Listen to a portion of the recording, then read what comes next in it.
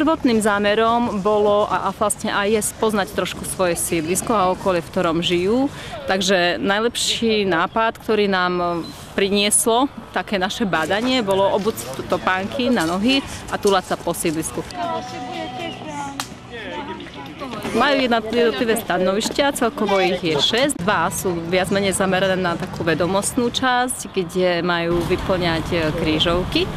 Oni majú predtlač ako predlohu, ktorú dostanú a keď vylúštia správne znenie krížovky, tak dostanú 10 bodov.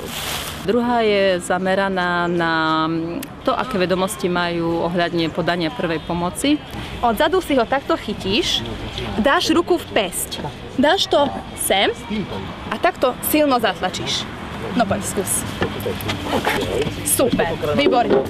Tie ostatné stanovišťa sú zamerané na športovú aktivitu, ako je napríklad skok vo vreci alebo hádzanie granátom. Mám ešte také zaujímavé stanovištie.